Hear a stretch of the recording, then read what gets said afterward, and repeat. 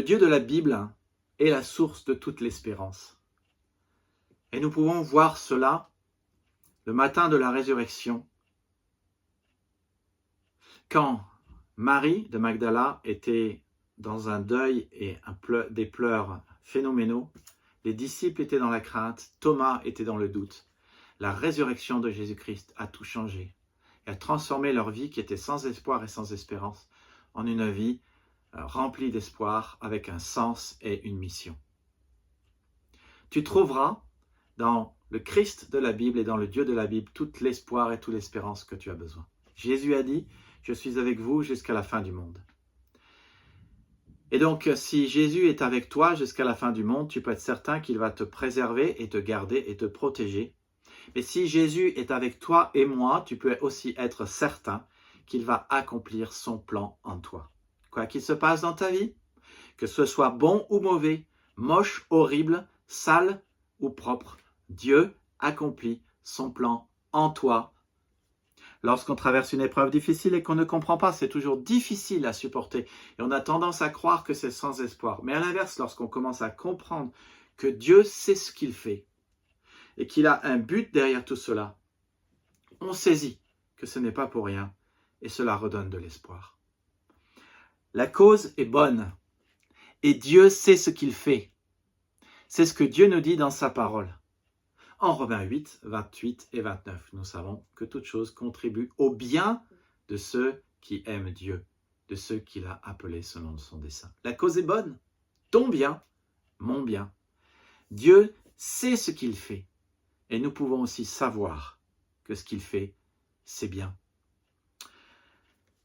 La cause est bonne, c'est notre bien et c'est aussi de nous rendre semblables à Jésus-Christ. Dieu n'est pas désireux ou passionné d'améliorer notre confort, mais il est désireux et passionné d'améliorer notre caractère. Alors, note bien dans ce verset, Romains 8, 28, 29, toute chose concourt au bien de ceux qui aiment Dieu, que le verset ne dit pas « toutes choses finissent comme je le veux ».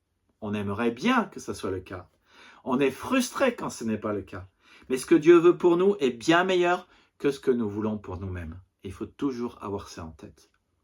Le verset ne dit pas non plus que toutes choses finissent bien sur cette terre, du genre, ils étaient une fois, se marièrent, vécurent heureux et eurent beaucoup d'enfants. Non, mon ami, tous les malades ne sont pas guéris.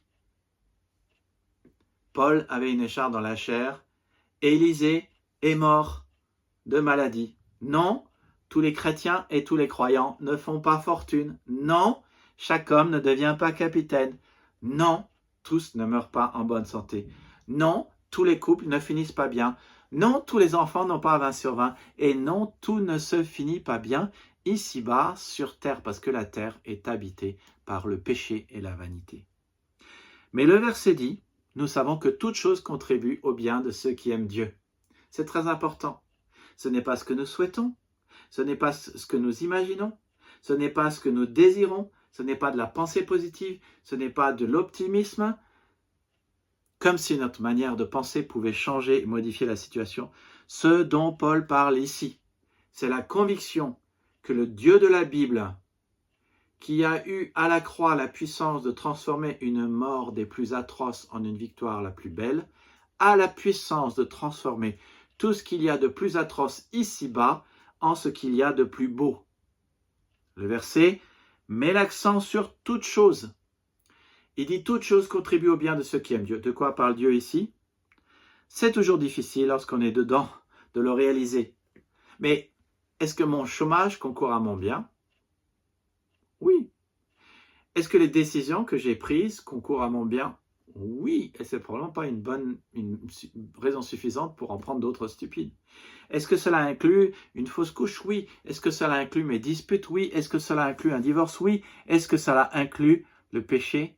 Probablement. On ne sort pas du plan de Dieu. Toute chose concourt au bien de ceux qui aiment Dieu. Tout inclut tout. Cela inclut le bien, le mal, l'horrible, le honteux, le culpabilisant, le péché, le moche, l'horrible, tout comme le propre. Tout inclut tout. Mais pour autant, le verset ne fait pas de Dieu l'auteur du mal. Dieu n'est jamais responsable du péché, des guerres, des famines, de la pauvreté, des cancers. Dieu est foncièrement bon. Tout don excellent et tout cadeau parfait descendent du ciel. Jacques 1, 17. Et le verset continue. Toute chose contribue, toute chose concourt au bien de ceux qui aiment Dieu. Dieu les met ensemble, les mélange, suit son plan, et au final, c'est excellent. Le résultat est bon, et nous devenons plus semblables à Jésus-Christ. Je peux être certain de cela, que Dieu est la source de mon espérance et qu'il accomplit son plan en moi.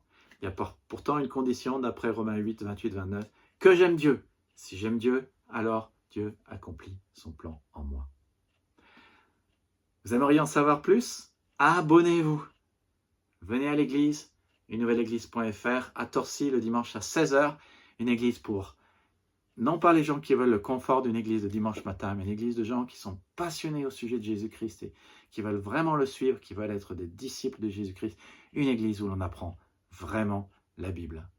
Vous aimeriez en savoir plus? Rendez-vous dans la prochaine vidéo. Abonnez-vous, likez, partagez. Rendez-vous dans la prochaine vidéo. Que Dieu vous bénisse.